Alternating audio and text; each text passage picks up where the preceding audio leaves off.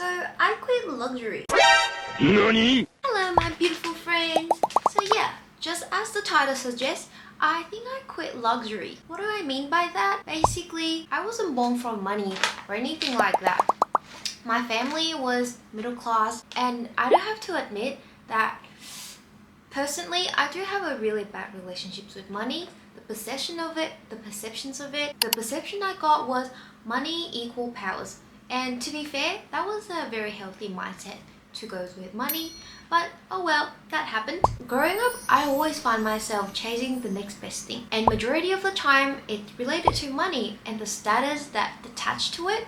So if it's a bag, why is it just a normal bag? It has to be a designer bag, like a Louis Vuitton, like a Dior.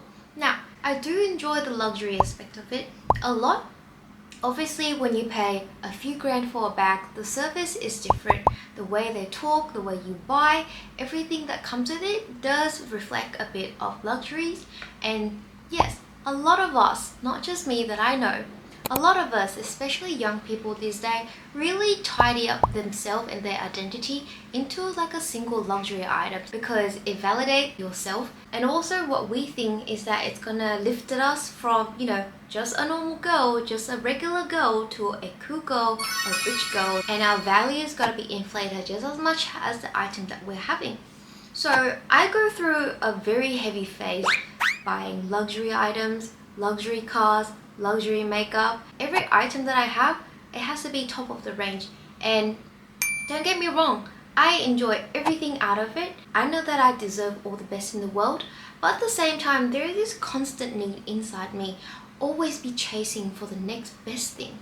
And slowly from just money and material things, it creeping out to other aspects of my life.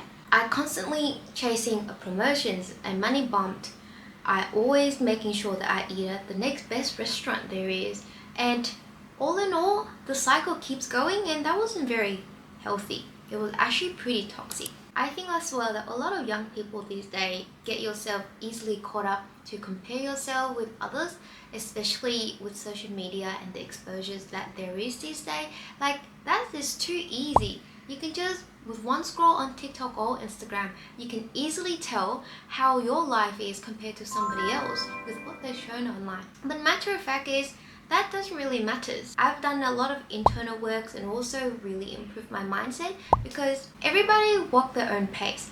No one is there to compare with others, and if you ever think there are competitions, if you think that, you need to go therapy. If your friends think that, they need to go therapy. And it's just simple as that. We all have different paths, we all have different background, experience, encounters, and all of these million hundreds of possibilities that walk through someone's life. They don't show it to you or you're not aware of it, doesn't mean that they don't experience that or that was never happened. Take that thought back to my life personally. Obviously, the world is glamorous and flooded with a lot of the next best thing out there, and not just material things, but anything that you can achieve in your life. I saw myself constantly being in that positions and always have this eager, this chase, this sort of like, I'm gonna get there and then I'll be happy sort of mindset.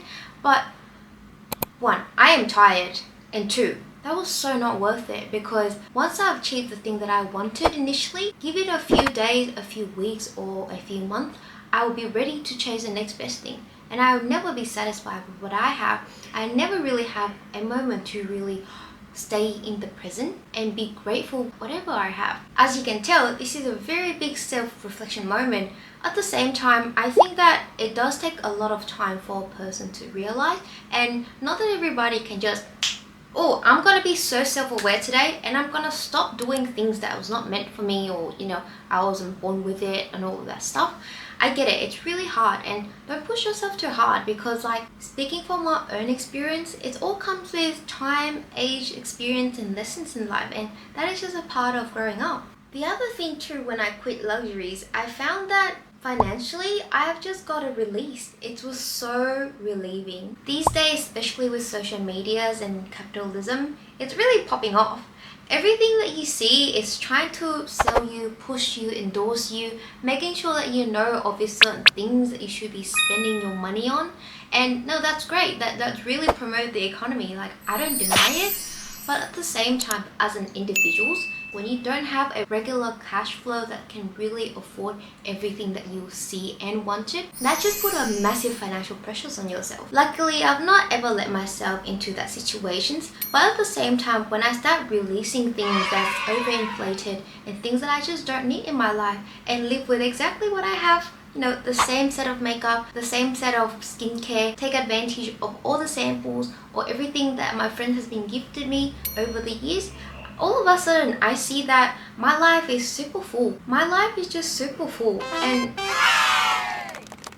the thing that it really ignites in my brain and in my soul is the realizations that I no longer come from the mindset of lack. Again, I really think that it takes a lot of time for a person to realize, especially if they've been roped into the cycle of chasing the next best things and making sure that you've got the biggest, most expensive, extravagant items out there they have. Don't get me wrong, guys. I'm not speaking on behalf of all the youth. I'm not speaking on behalf of every Gen Z, young millennials out there at all.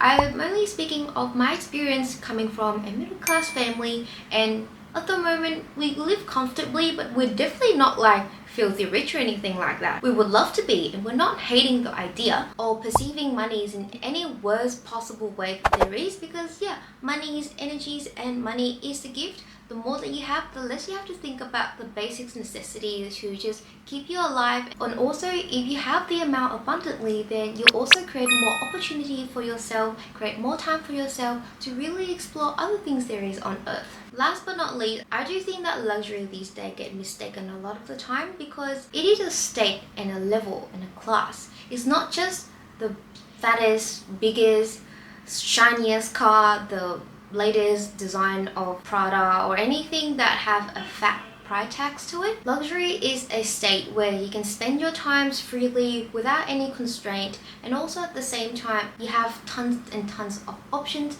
that comes in with very minimum effort. To say, for example, when you buy a luxury item, no one's there to bargain. No one is there to yell out that, hey, this item is on sale, you have to get it now. No, I can get it anytime because I can get it at any price. And the more the item, the older the item is, maybe it's worth more. All of the things like that, I think that's related to luxury. It doesn't have to be in certain brands or certain associations to any material things, but it's definitely more like a lifestyle. This might sound really cliche, but just imagine the fact that you can wake up, not really cared about rushing over to work, enjoy your morning coffee, enjoy some exercise and have time for journals. Nothing is ever rushed in your life, and just slowly enjoy your day however you like it.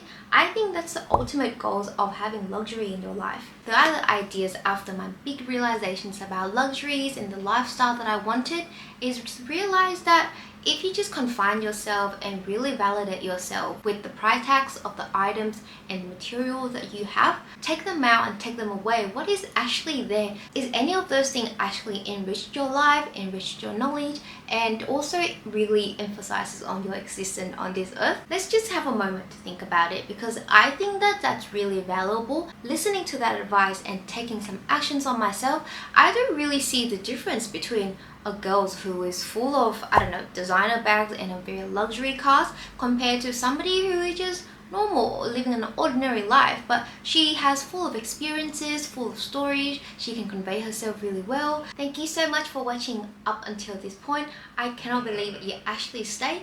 If you're taking anything away from these videos, I hope that if you are a person chasing the next best thing in the luxury lifestyle, keep doing that. However, be mindful of the actual financial situation that you are in.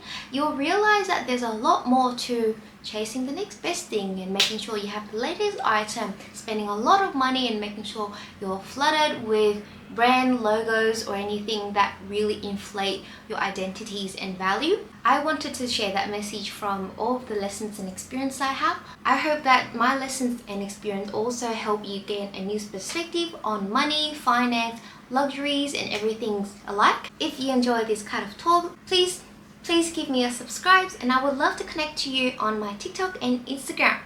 More videos to come. Have a good one. Love you lots.